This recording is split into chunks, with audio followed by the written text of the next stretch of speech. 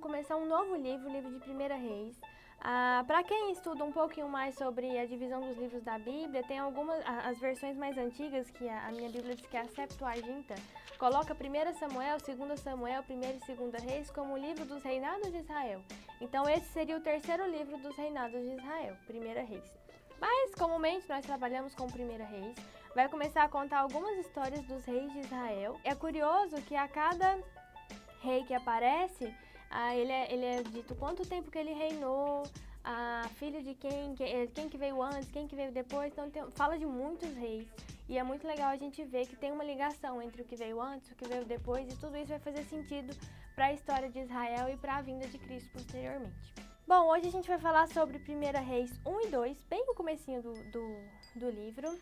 E prepara que é muito nome, é muita gente, mas se você aprofunda no estudo, você vai ter muita coisa legal para tirar disso. Uma coisa que me chamou a atenção nesse texto, que é o que eu vou trazer para vocês hoje, é que começa falando da velhice de Davi, né? Davi reinou por muito tempo, teve muitas bênçãos, teve muitos erros, aprendeu com os erros, teve outros erros que teve consequências irremediáveis. E o início do livro já mostra a velhice de Davi, né?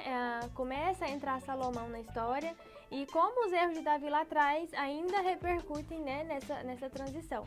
Então, Davi está lá idoso, já está quase passando o reinado para frente, e Adonias, o filho mais velho dele, pega o trono, sem avisar o pai. Na cabeça dele, naquela época, né, eu sou o mais velho, eu que vou assumir o trono. Mas, na verdade, havia uma promessa de que Salomão assumisse o trono de Davi. Então, Batseba, que é a mãe de Salomão, e o profeta Natan ficam todos preocupados com a atitude de Adonias, que foi precipitada, né? Porque se isso se consolidasse, poderia se voltar de forma negativa para Salomão e para Batseba. Então, eles foram lá, contaram para Davi.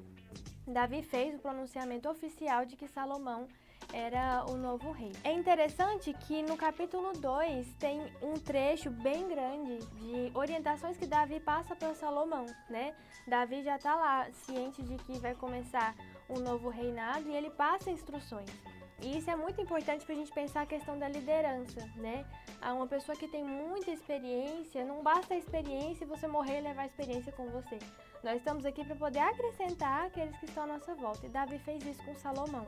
Ele tem um discurso muito bonito, ele diz algumas coisas que ele quer que sejam feitas, né? Algumas promessas que ele fez, algumas pessoas que ele quer que trata com gratidão, algumas pessoas que ele quer que trata com mais cuidado. E Salomão mostra que vai seguir toda essa orientação. E uma coisa legal, tá lá em 1 Reis 2:4, lê lá comigo. Para que o Senhor confirme a palavra que falou de mim, dizendo: se teus filhos guardarem o seu caminho para andarem perante a minha face fielmente de todo o seu coração e de toda a sua alma, nunca te faltará sucessor ao trono de Israel. Esse versículo é a base para explicar por que o pessoal foi para o exílio depois, até no comentário bíblico aqui, que o pessoal não conseguiu seguir 100% guardar os caminhos do Senhor.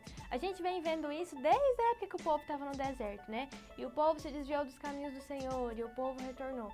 E a história sempre se repete, né? E é bom a gente sempre se comparar com o povo de Deus em qualquer época que a gente estiver lendo do Antigo Testamento e se colocar no lugar. Eu, como um pedaço do povo de Deus, eu estou me desviando dos caminhos, né? Como é que isso vai refletir para mim lá na frente? Claro que essa questão do exílio a gente vai ver depois, né? Mas a gente que já conhece um pedaço, aqui, esse versículo, vocês vão lembrar dele lá na frente, né? Que quando vê que o povo se desviou tanto que o povo se desfacelou, praticamente. E que a gente seja firme nos caminhos do Senhor. Leia a Bíblia e faça a oração, aquela musiquinha infantil, mas é isso que a gente tem que ter como base em todos os dias da nossa vida, certo? E aí, já leu a Bíblia hoje?